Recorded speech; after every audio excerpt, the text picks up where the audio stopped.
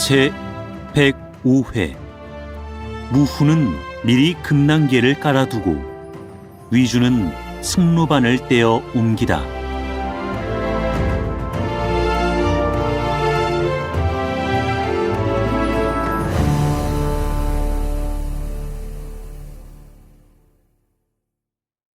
양의는 앞길에 군사가 있어 길을 막고 있다는 말을 듣고 황망히 사람을 시켜 알아보니 위연이 잔도는 불살라 끊고 군사를 거느리어 길을 막고 있다 한다.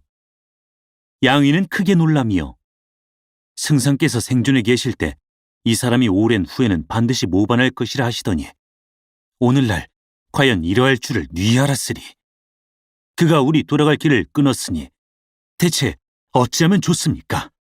하고 말하니 비의가 이 사람이 필연 먼저 천자께 상주하여 우리가 모반했다고 무수해 놓은 까닭에 불을 질러 잔도를 끊고 우리의 돌아갈 길을 막고 있는 것일 테니 우리도 마땅히 천자께 표주해서 위헌이 모반한 사실을 낱낱이 아랜 다음에 도모토록 하십시다. 하고 자기의 소견을 말하는데 강유가 나서며 이곳에 소로가 하나 있으니 이름은 사산이라 비록 길이 굽고 험준하기는 하나 가히 잔도 뒤로 빠져나갈 수 있소이다. 하고 말해서 일변 표문을 써서 천자에게 주달하고 일변 군사를 거느리며 사산 소로를 파라고 나아갔다. 이때 후주는 성도에서 꿈자리가 사납고 밥맛이 없고 마음이 편안치 않았다. 하루는 밤에 자다가 꿈에 성도를 둘러싼 금병산이 무너지는 것을 보고 놀라 깨어나 앉아서 날이 밝기를 기다려 문무백관을 모아놓고 해몽을 시켜보았다. 태사 초주가 나서서 아뢰었다. 신이 간밤에 천문을 우러러보았는데 별 하나가 붉은 빛에 광채가 나며 뿔이 돋친 것이 동북방으로부터 서남방으로 떨어졌사옵니다.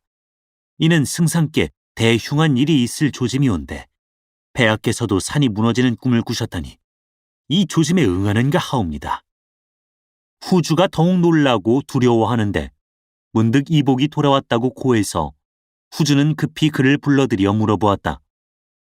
이복이 머리를 조아리고 울면서 승상이 세상을 떠났음을 상주하고 뒤이어 승상이 임종시한 말씀을 하나도 빼놓지 않고 자세히 아뢰었다.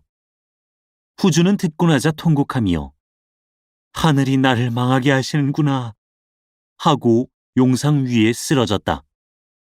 시신들이 그를 부축하여 후궁으로 들어갔는데 오태후도 듣고 역시 목 놓아 통곡하기를 마지 않고 관원들이 애통해하지 않는 사람이 없으며 백성들도 모두 울었다. 후주가 연일 슬픔에 잠겨서 조회도 받지 못하고 지내는 중에 호련 고아돼 위연이 양의의 모반을 표주해 왔다고 한다. 모든 신하가 크게 놀라 궁중에 들어가 후주에게 주달하는데 이때 오태후도 또한 궁중에 있었다. 후주는 신하들이 아뢰는 말을 듣고 크게 놀라 곧 근신에게 명해서 위연이 올린 표문을 읽게 했다. 표문의 내용은 대강 다음과 같다. 정서 대장군 남정후 신위연은 황공함을 이기지 못하오며 머리를 조아려 말씀을 올리나이다. 양의가 제 스스로 병권을 잡은 다음에 군사를 거느리고 모반하여 승상의 영구를 습격하고 적병을 경계 안으로 끌어들이려 하기에 신이 먼저 잔도를 불살라 끊고 군사로서 막고 있사옵니다. 삼가 이 사연을 주문하나이다. 근신이 표문을 읽고 나자 후주가 위연은 용맹한 장수라 양의의 무리를 대적할 만한데 어찌하여 잔도를 불살라 끊어놓았는가 하고 한마디 하니 오태후가 그 뒤를 받아서 내 일찍이 선제께서 하시는 말씀을 들었는데 공명이 위연의 뒤통수에 반골이 있는 것을 알고 매양 참아리 하면서도 그 용맹을 기특히 여겨서 두고 쓰는 터라고 하셨소. 그러니 양의의 무리가 모반한다고 아뢰는 그의 말을 경망스레 믿을 수 없습니다. 또 양의는 문사라 승상이 장사의 소임을 맡겼으니 사람이 쓸만할 것이요. 만약에 한쪽 말만 들었다가는 양의의 무리가 반드시 위나라로 가버릴 것이요. 이 일은 마땅히 깊이 생각해서 조처해야지 경솔하게 해서는 안 되리다. 하고 사리를 따져서 말한다. 모든 관원이 바야흐로 상의하고 있을 때 홀연 고아돼 장사 양이로부터 긴급 표문이 이르렀다고 한다. 근신이 표문을 펴서 읽는데 사연은 대개 다음과 같다. 장사 수군 장군 신양이는 황광함을 이기지 못하며 머리를 조아려 삼가 표문을 놀리나이다. 승상이 임종시의 대사를 신에게 맡기면서 옛 제도대로 하여 감히 변경하지 말라 하옵고 위원으로 뒤를 끊으며 강의로 버금을 삼게 하였소이다. 이제 위원이 승상에 남긴 말을 지키지 않고 스스로 본부 인마를 이끌고 먼저 한중으로 들어가서 불을 놓아 잔도를 끊고 승상의 영구를 습격해서 모반하려 꾀하고 있는 바 변이 창졸지간에 일어났기로 삼가 표문을 날려 주달하는 바로소이다. 오태훈은 표문을 듣고 나서 여러 신하에게 물었다. 경들의 소견은 어떠하오? 장관이 아랜다. 신의 어리석은 소견에는 양의의 사람됨이 비록 성미가 너무 급해서 남을 용납하지 못하는 단처는 있사오나 양초를 총궐하며 군사 기밀에 참여하여 승상과 오래 일을 함께 보아왔사오며 승상이 세상을 떠날 때 대사를 그에게 맡겼사오니 결단코 배반할 사람이 아닌 줄로 아옵나이다. 한편 위원으로 말씀하오면 평일에 제 공이 큼을 스스로 믿었고 남들도 다 제게 사양하건만 홀로 양이가 양보하지 않으므로 마음에 한을 품었나이다. 그런데 지금 양이가 군사를 총궐하는 것을 보고는 복종할 생각이 없어 잔도를 불사르고 양이에 돌아올 길을 끊으며 또 무수하여 모해하려 한 것이오니 신이 온 집안 식구들로 양이가 모반하지 않을 것을 보증할 수 있으나 실로 위원은 감히 보증하지 못하겠나이다. 동윤 또한 나랜다. 위원은 스스로 공이 높은 것을 믿어 항상 불만을 가지고 원망하는 말을 했사옵니다. 그런데 이제까지 모반하지 않은 것은 승상을 두려워했기 때문이옵니다. 이제 승상이 세상을 떠났으니 때를 만났다고 난을 일으킨 것이오니 이는 피치 못할 형세이옵니다. 양의로 말씀하오면 제주가 월등하여 승상의 신임을 받아온 터라 결코 배반하지 않을 것입니다. 듣고 나자 후주가 물었다. 위원이 과연 모반하였다면 무슨 계책을 써서 막을 수 있겠는가? 장관은 다시 아뢰었다. 승상이 본래 이 사람을 의심해온 터이니 필시 계책을 남겨 양이에게 주었을 듯하옵니다. 만약에 양이가 믿는 것이 없다 하오면 어찌 능히 군사를 물려 골 안으로 들어가오리까? 위원이 필시 계교에 걸려들 것이오니 폐하께서는 근심 마옵소서. 그러자 얼마 지나지 않아서 위원의 표문이 또 들어왔다. 양의가 모반했다는 것이다. 바야흐로 표문을 보고 있을 때 이번에는 양의의 표문이 또 들어왔다. 위원이 배반했다는 것이다. 두 사람이 서로 연달아 표를 올려서 시비를 다툴 때 문득 비의가 돌아왔다고 고해서 후주가 불러들이니 비의가 위원의 판정을 자세히 아랜다. 듣고 나자 후주가 그렇다면 우선 동인이 저를 가지고 가서 그의 마음을 풀어주며 좋은 말로 위무하도록 하라 하고 말해서 동유는 조서를 받들고 떠났다. 한편 위원은 잔도를 불살라 끊고 군사를 남곡에 진처 애구를 지키며 스스로 득책이라 생각하고 있었는데 뜻밖에도 양의와 강유가 밤도와 군사를 이끌고 사잇길로 해서 남곡 뒤에 이른다. 양의는 한중을 잃을까 저하여 선봉 하평에게 병사 3,000명을 거느리고 먼저 가게 하고 자신은 강유의 무리와 더불어 군사를 통솔하고 영구를 모셔 한중을 바라고 나아갔다. 이때 하평은 군사를 이끌고 남곡 뒤에 이르자 북을 치고 고함을 질렀다. 초마가 나는 듯이 위원에게 양이가 선봉 하평에게 군사를 거느리고 사산소로로 쫓아와서 싸움을 청한다 라고 고하자 위원은 크게 노하여 급히 갑옷을 입고 투구를 쓰고 말에 올라 칼을 들고 군사를 거느리고서 나와 맞았다. 양군이 진을 치고 서로 대하자 하평이 말을 진전해내며 큰 소리로 욕했다. 반적 위원이 어디 있느냐? 위원이 역시 마주 욕질난다. 내가 양에게 붙어서 모반하면서 어찌 감히 나를 욕하느냐? 승상께서 갓 돌아가셔서 고륙이 아직 식지 않았는데 내 어찌 감히 모반하느냐. 하평은 위원을 꾸짖고 채찍을 들어 촉병을 가리키며 말했다. 그대들은 모두 서천 사람으로서 거의 다 천중에 부모 처자와 형제 친호들이 있다. 승상이 생존해 계실 때는 일찍이 그대들을 박대하신 일이 없으니 반적을 돕지 말고 각기 집으로 돌아가서 상금이 내리기를 기다리고 있거라. 이 말을 듣자 아우성을 치며 흩어져가는 자가 태반이나 된다. 위원은 대로하여 칼을 휘두르며 말을 놓아 하평에게 달려들었다. 하평은 창을 꼬나잡고 내달아 맞았다. 그러나 서로 싸우기 두어업이 못되어 하평은 거짓 패해서 달아났다. 위원은 그 뒤를 바싹 쫓았다. 그러나 군사들이 활과 쇠뇌를 일제히 쏘므로 말을 빼어 돌아오는데 보니 자기 수하의 군사들이 뿔뿔이 흩어져 달아나고 있다. 위원은 화를 내고 말을 몰아 쫓아가서 4~5명을 죽였으나 그래도 여전히 도망들을 치는데 오직 마대가 거느리는 300명 군사만이 꼼짝 않고 있다. 위원은 마대를 향하여 공이 진심으로 나를 도와주면 일 이룬 뒤에 결코 져버리지 않으리다 하고 그와 더불어 하평의 뒤를 추격했다. 하평은 군사를 이끌고 달아났다. 위원은 남은 군사를 수습한 다음 마대와 더불어 앞일을 의논했다. 우리가 위나라로 가서 항복하는 것이 어떻소? 장군의 말씀은 참으로 사리에 맞지 않소이다. 대장부가 어찌하여 배업을 도모하지 않고 경솔히 남에게 무릎을 꿇는단 말씀이옵니까? 내가 보기에 장군은 지모와 용맹을 넉넉히 갖추고 계시니 양천의 어느 누가 감히 대적하리이까? 내 맹세코 장군과 함께 먼저 한중을 취하고 그 뒤에 서천으로 진공하겠소이다. 위원은 크게 기뻐하여 마대와 함께 군사를 이끌고 남정을 치러 갔다. 강유가 남정성 위에서 보니 위원과 마대가 무위를 뽐내며 질풍같이 몰려 들어온다. 강유는 급히 사람을 시켜서 조교를 끌어올리게 했다. 위원과 마대 두 사람이 크게 외쳤다. 빨리 항복해라! 강유는 사람을 시켜서 양의를 청해 상의했다. 위원이 원체 용맹한 데다가 또 마대가 도우니 비록 군사는 적으나 무슨 계책으로 물리친단 말이오.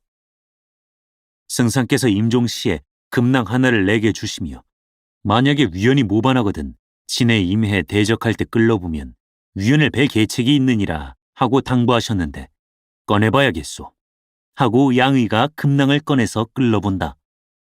겉봉에 위원과 대진할 때 마상에서 열어볼 것이다 라고 쓰여있다.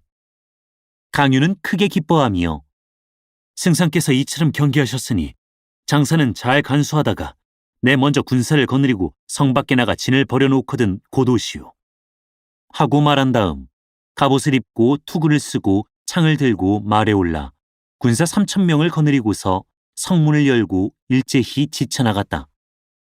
북소리 크게 진동하는 가운데 진세를 버려놓고 나서 강유는 창을 꼬나잡고 문기 아래 말을 세운 다음 소리를 높여 크게 꾸짖었다. 반적 위원아! 승상께서 일찍이 내게 섭섭하게 하신 것이 없는데 오늘 어찌하여 배반하느냐? 위원이 칼을 비껴들고 말을 멈춰 세우며 말한다. 백야가 내겐 상관없는 일이다. 양의만 불러오너라. 이때 양의가 문기 뒤에서 금낭을 열고 보니 이리이리 하라고 쓰여있다. 그는 크게 기뻐하며 갑옷도 입지 않고 나가서 진전에 말을 세우고 손을 들어 위원을 가리키고 웃으며 말했다. 승상께서 생존에 계실 때 네가 후일에 반드시 배반할 줄을 아시고 나더러 방비하라 하시더니 과연 그 말씀이 맞았다.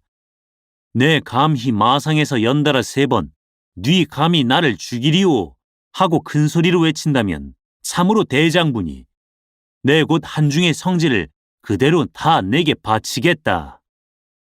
위원이 크게 웃으며 양의 필부야. 네 듣거라. 만약 공명이 살아있을 때라면 내 서푼쯤은 너를 두려워하겠지만 그가 이미 죽었으니 천하에 누가 감히 나를 대적하랴. 그런 소리야 3번은 말도 말고 3만 번을 외치라 한데도 무슨 어려울 일이 있겠느냐 하고 칼을 든 손을 늘어뜨리고 또 한 손으로는 곶비를 잡고 마상에서 큰 소리로 외쳤다. 네 감히 나를 죽이리오. 그 한마디가 미처 끝나기 전에 그의 등 뒤에서 한 사람이 목소리를 가다듬어 내가 너를 죽이겠다 하고 한 번 외치더니 손이 번쩍 칼이 번개같이 내리치며 위연을 베어 말 아래 거꾸로 뜨린다. 여러 사람이 다 놀랐으니 위연을 벤 사람은 곧 마대다. 원래 공명이 임종시에 마대에게 밀기를 주어 위연이 소리쳐 외치거든 불시에 내달아 베게 한 것이다. 이날 양이는 금낭을 열어보고 이미 마대를 저편에 깔아두었다는 것을 안 까닭에 계책대로 하여 과연 위연을 죽인 것이다. 후세 사람이 지은 시가 있다. 제갈량은 전에 위연의 기밀을 알아 뒷날에 서천을 배반할 줄을 이미 알았지. 금낭에 감춘 계책 아는 이 없었더니 갑자기 말 앞에서 성공하는 걸 보네. 이리하여 동윤이 미처 남정에 이르기 전에 마대는 위연을 베어 강유와 더불어 군사를 한 곳에 합했다. 양의가 표문을 갖추어 밤도어 후주에게 주달하니 후주는 성질을 내려서 이미 그 죄를 바로잡았으니 이전의 공로를 생각하여 관을 내려 장사 지내주라 라고 했다. 양의 등이 공명이 영구를 모시고 성도에 이르자 후주는 문무백관을 거느리고 모두 상복을 입고서 성박 20리에 나가 영접했다. 후주가 목놓아 통곡하고 위로는 공경대부로부터 아래로는 사녀의 백성이 이르기까지 남녀노소가 모두 통곡하니 울음소리가 천지를 신동한다. 후주는 영구를 모시고 성으로 들어가 승상 부중에 모시게 하고 공명의 아들 제갈첨으로 하여금 거상하여 효를 다하게 했다. 후주가 황궁하자 양의는 제 몸을 스스로 결박하고 죄를 청했다. 후주는 근신으로 하여금 그 묶은 것을 풀어주게 한 다음 만약에 경이 승상의 유언대로 하지 않았다면 영구가 어느 날에 돌아왔을 것이며 위헌을 어떻게 멸했으랴. 대사를 보존한 것은 다 경의 힘이로다 하고 양의의 벼슬을 더해서 중군사로 삼고 마대는 역적을 친 공로가 있으므로 위헌의 관작으로 봉했다. 양의는 공명이 남기고 간 표문을 올렸다. 후주가 보고 나서 통곡하고 성질을 내려 명단을 가려서 장사 지내게 하는데 비의가 나서서 승상이 임종시에 유언하되 정군산에 묻고 담을 치지 말며 벽돌을 쓰지 말고 또 일체 재물을 쓰지 말라 했소이다 하고 아뢰어서 후주는 그 말을 조차 그의 10월 길이를 택하여 친히 영구를 모셔 정군산에 안장하고 조서를 내려 제를 지내고 시호를 충무후라 하며 면양의 사당을 세워 사시로 제를 지내게 했다. 뒤에 두 공부가 이를 두고 시를 지었다. 승상의 사당이 어느 곳에 있는고 금관성 밖에는 참나무만 울창하다. 섬돌 아래 푸른 물은 봄빛을 자랑하고 숲속의 적괴골이 노래만 하는구나. 삼고의 은혜받아 천하대계에 정하신 후 양조를 섬겨오신 노신의 마음이여 출사했다 못 이기고 몸이 먼저 가시니 후세의 영웅들은 눈물 마를 날이 없다. 또 두 공부의 시가 있다. 제갈량의 대명이 우주에 드리웠고 종신의 화상이 청고도 하시구나. 삼분천하의 계책을 베푸시니 만고의 하늘에 한 가닥 깃털이여라. 비길리로는 이렵뿐 소하 조참은 선생에게 못 미치리. 천운이 하늘 떠나 만회할 길 없었건만 뜻을 결정하고 몸을 바쳐 군무에 힘쓰셨네. 후주가 성도로 돌아오자 문득 근신이 아랜다. 변경에서 첩보가 들어왔는데 동호에서 전종으로 하여금 군사 수만을 거느려 파구 경계 어귀에 진치고 있게 했다 하오니 무슨 뜻인지 모르겠나이다. 승상이 세상을 떠나시자 동호에서 맹세를 저버리고 경계를 범해오니 어쩌면 좋은가. 후주가 놀라서 말하니 장관이 나서서 아랜다. 신이 왕평과 장의에게 군사 수만 명을 거느리고 영안을 지켜 불측 지변을 방비하게 하오리니 폐하께서는 다시 사람 하나를 동으로 보내셔서 승상이 부고를 내게 하고 그 동정을 살피게 하옵소서. 모름지기 구변 있는 사람을 사자로 삼아야 할 것이다. 한 사람이 그 말에 응하여 나선다. 소신이 가기를 원하나이다. 모든 사람이 보니 그는 남양 안중 사람으로 성은 종이요 이름은 예, 자는 덕염이라. 당시의 벼슬이 참군 우중랑장이었다. 후주는 크게 기뻐하며 즉시 종이에게 명하여 동호에 가서 부고를 전하고 겸하여 허실을 탐지해 오게 했다. 종이는 명을 받고 그 길로 금릉으로 가서 오나라 임금 손권을 배웠다. 예를 마친 다음에 종이가 보니 좌우에 있는 사람들이 모두 흰옷을 입고 있다. 손권이 얼굴에 노기를 띠고 한마디 한다. 오나라와 총나라가 이미 한 집안이 되었는데 그대 임금은 어찌하여 백제성의 군사를 더 보내서 지키게 하는가? 종예는 태연히 말했다. 동에서 파구에 수자리를 더하면 서에서도 백제의 수비를 늘리는 이것이 모두 사세 당연한 일로서 다 서로 물을 거리가 못 될 줄로 아옵니다. 경이 등지만 못하지 않도다. 손권은 허허 웃고 나서 말을 이었다. 짐이 제갈 승상이 세상을 떠났다는 소식을 듣고 매일 눈물을 뿌리고 관료들에게 거상을 입게 했소. 짐은 위국에서 이 틈을 타 촉을 취하려 하지는 않을까 저하여 파구의 군사 10,000명을 더해서 만일의 경우에 구원을 하자는 것이지. 그 밖에 딴 뜻은 없소. 종이가 머리를 조아리며 절하고 살해하니 손권이 말한다. 이미 동맹을 맺은 터에 어찌 의리를 저버릴 수 있겠소. 천자께서 승상이 별세했음으로 하여 특히 신에게 명하시어 상사를 고하게 하신 것이옵니다. 손권은 금화살을 하나 집어서 꺾고 맹세한다.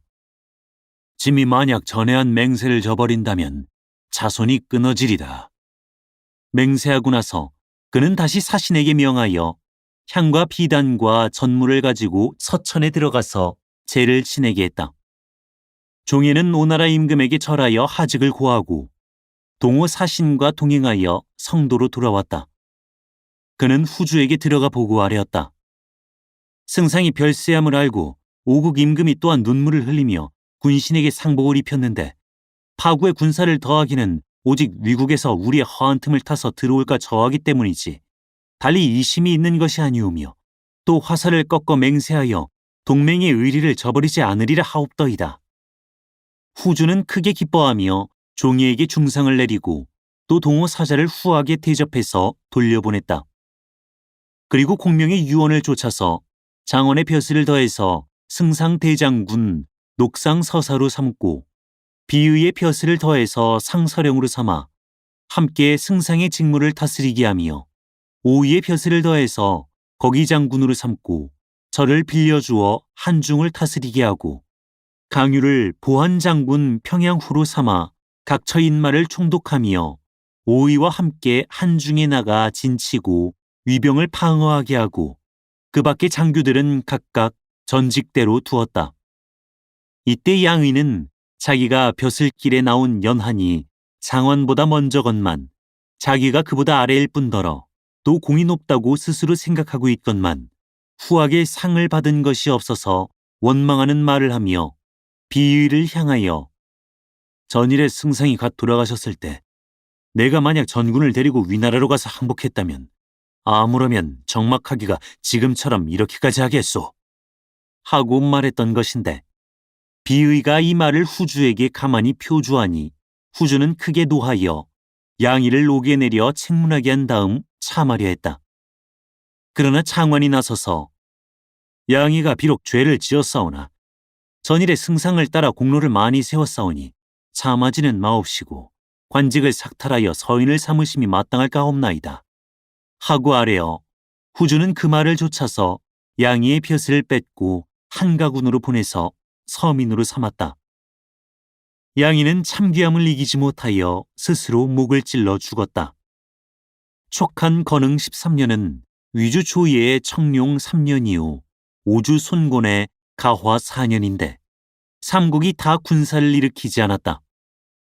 이해에 위주는 사마이를 봉해 태위로 삼아 군마를 총독해서 각처 변경을 굳건히 지켰다.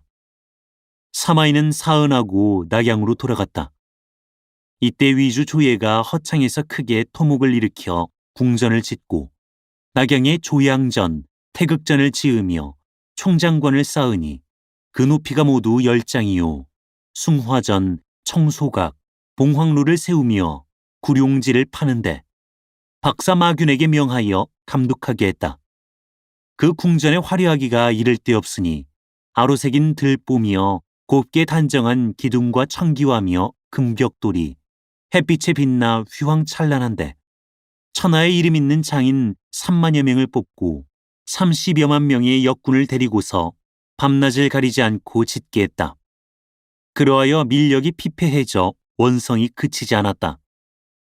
조예는 또 칙지를 내려서 박림원의 토목을 일으키고 공경들에게 모두 그 안에서 흙을 지며 나무를 심게 했다. 이것을 보고 사도인 동심이 표문을 올려서 통절하게 가나니 표문의 내용은 다음과 같다. 엎드려 아뢰옵나니 건한 이래로 백성들이 전쟁에서 죽고 혹은 집안이 망한 자가 부지기수요. 비록 살아남은 자라 하여도 고아와 늙고 허약한 자라 만약에 궁실이 협소하여 일을 넓히고 크게 하려 하신다고 해도 때를 가리시어 농사에 지장이 없도록 하셔야 할 일이온데 하물며 무익한 건물을 짓는 일이야 말할 나위가 있겠습니까? 폐하께서 이미 신하들을 높이셔서 머리에는 관을 쓰게 하시고 몸에는 문체 있는 옷을 입게 하시며 출입에는 화려한 가마를 타게 하시니 이는 관원들이 서민과 다르기 때문이온데 이제 또 나무를 자르며 흙을 지게 하시어 온몸이 땀으로 범벅이 되고 두 발이 흙투성이가 되어 국가의 채무를 상하게 하시면서 무익한 일을 숭상하고 계시니 실로 이럴 수는 없는 것입니다. 공자께서 말씀하시기를 임금이 신하를 예로서 부려야 신하도 임금을 충성으로서 섬기느니라 라고 하였사온데 충성이 없고 예절이 없다면 국가가 어떻게 설 수 있겠습니까? 신은 이 말씀을 올리면 반드시 죽을 줄 알고 있사오나 몸을 스스로 한오라기의 소털에 비하하고 있사옵니다. 사는 것이 이미 유익할 게 없음에 죽는 것도 손에 댈 게 없으니 붓을 잡고 눈물을 흘리며 마음으로 이 세상의 하직을 고하나이다. 신에게 자식 8이 있사온데 신이 죽은 후에 폐하께서는 정의를 베풀어 주사이다. 황송하여 처분 있으시기만 기다리나이다. 조예가 표문을 보고 노하여 동심이 죽음을 두려워하지 않는가 하고 말하니 좌우가 참할 것을 주청한다. 그러나 조예가 말했다. 이 사람이 본래 충의가 있으니 잠시 폐해서 서민으로 삼으려니와 그래도 말하는 자가 있으면 참하리라. 그때 태자의 문객으로 있는 장무라는 사람이 있었으니 자는 언제라 그 역시 표문을 울려서 간절하게 간했는데 조예는 그를 참했다. 그리고 그날로 박사 마균을 불러서 일렀다. 침이 고대 준각을 세워 신선과 왕래하여 장생불로할 방도를 구하고 싶다. 마균이 아뢰었다. 한조 24대의 황제들 중에서 무제가 제위에 있기로 가장 오래였고 또 연치도 가장 높은 것은 1월 정기를 마셨기 때문이옵니다. 그가 일찍이 장안 궁중에 백량대를 세우고 대 위에 구리로 만든 동상 하나를 세워 손에 쟁반을 받쳐들고 있게 하니 이름은 승로반이라 삼경에 북두에서 내린 맑은 밤이슬을 봤는데 그 이름을 천장이라 하며 또 감로라고도 하옵니다. 이 물에 아름다운 옥으로 가루를 내서 한데 섞어 복용하오면 가히 노인이 다시 동자로 돌아갈 수 있나이다. 조예는 크게 기뻐하며 마균에게 분부했다. 내 이제 역군들을 데리고 밤도와 장안으로 가서 그 동인을 떼내어 박림원에 옮겨놓게 하라. 마균은 명을 받아 역군 10,000명을 데리고 장안으로 가서 영을 내려 주위에 높다랗게 목가를 걸어놓고 백량대로 올라가게 했다. 시각을 지체 않고 5,000명 역군들이 새끼를 잇고 노를 끌어 빙빙 돌아서 올라가는데 백량대의 높이는 10장이요 동주의 둘레는 10아름이다. 마균이 먼저 동인부터 내리라고 일러서 여러 사람이 힘을 아울러 동인을 밑으로 내리는데 동인의 눈에서 눈물이 주르륵 흘러내려서 모든 사람이 다 크게 놀라는 판에 호련대 아래서 일진 광풍이 일어나 모래를 날리고 돌을 굴려 그 급하기가 소나기 퍼붓는 것 같더니 마치 하늘이 무너지고 땅이 찢어지는 듯 싶은 소리가 나며 대가 한편으로 기울고 기둥이 모로 쓰러져서 그 통에 사람이 1000여 명이나 치여 죽었다. 마귀는 동인과 금반을 취하여 낙양으로 돌아왔다. 궁중에 들어가서 위주를 보고 동인과 승로반을 바치니 조예가 동주는 어디에 있느냐 하고 묻고 마균이 이에 대답하여 기둥의 무게가 100만 근이나 되어서 운반해 오지 못했소이다 하고 대답하자 조예는 영을 내려서 동주를 깨뜨려 낙양으로 날라 새로 동인 2개를 만들게 하여 이름을 옹중이라 해서 삼화문 밖에 버려 세우고 또 용봉 1개씩을 부어 만드니 용은 높이가 4장이요 봉은 3장이라 전각 앞에 세워놓았다. 또 조예는 상림원 안에 기이한 화초와 이상한 나무를 심고 진기한 새와 기괴한 짐승들을 길렀다. 소부 양부가 표문을 올려서 간했다. 신은 듣자오매 요 임금이 초가집을 숭상함에 만국이 편안히 지냈고 하우씨가 궁시를 낮게 하매 천하가 업을 즐겼다 하오며 은나라 주나라에 이르러서도 명당을 석자로 높이고 구연으로 법을 삼았을 뿐이오이다. 옛 성제와 명왕으로서 궁시를 높고 화려하게 하여 백성들의 재력을 마르게 한 분은 이제까지 없나이다. 걸은 선실과 상랑을 짓고 주는 경궁과 녹대를 세워 사직을 잃기 이르렀으며 초영왕은 장화궁을 쌓아 스스로 화를 받았고 진시황은 나방궁을 지어 앙화가 그 자식에게 미치고 천하가 배반해서 겨우 이대에 망했으니 대저 만백성이 힘을 헤아리지 않고 제 이목만 즐겁게 하려다가 망하지 않은 자는 이제까지 없었나이다. 폐하께서는 마땅히 요순, 우왕, 탕왕, 문왕, 무왕을 본받으시고 걸주, 초영왕, 진시황을 경계로 삼으시되 스스로 한가하시며 스스로 편안하시어 오직 궁실만 꾸미신다면 반드시 위태롭고 멸망주화가 있사오리다. 임금은 머리가 되시고 신하는 팔다리가 되어 사나 죽으나 한 몸이요. 얻고 잃은 것을 함께하니 신이 비록 노둔하고 겁이 많사오나 어찌 쟁신의 의리를 이주오리까. 말씀이 간절하지 못하여 좋기 폐하를 감동하시게 못하였으리니 삼가 관을 놓고 목욕하여 엎드려 중한 벌을 기다리나이다. 표문이 올라갔으나 조예는 그래도 반성하지 않고 마균을 재촉하여 높은 누대 동인과 승로반을 안치하며 또 칙지를 내려서 천하의 미녀를 널리 뽑아 박림원 안에 두었다. 신하들이 분분히 표문을 올려서 간하건만 조예는 듣지 않는다. 본래 조예의 황후 모씨는 한해 사람이니 앞서 조예가 평원왕으로 있을 때 서로 지극히 사랑했고 조예가 천자의 위에 오르자 황후로 책립했던 것인데 뒤에 조예가 곽부인을 총애하자 그만 소박을 맞았다. 곽부인이 자색이 있고 영리하므로 조예는 그를 몹시 사랑해 매일같이 즐기면서 한 달 넘게 후궁 문 밖을 나오지 않았다. 그의 춘삼월은 박림원 안에 온갖 꽃이 서로 다투어 화려하게 피어서 조예는 곽부인을 데리고 동산 안으로 들어가 꽃 구경을 하며 술을 마시는데 곽부인이 왜 황후도 오실에서 함께 즐기지 않으시나요? 하고 한마디에서 조예는 그가 곁에 있으면 술이 한 모금도 목구멍을 넘지 않으니 어이하노 하고는 또 궁녀들을 단단히 타일러 모 황후가 이를 알게 해서는 아니 되느니라고 했다.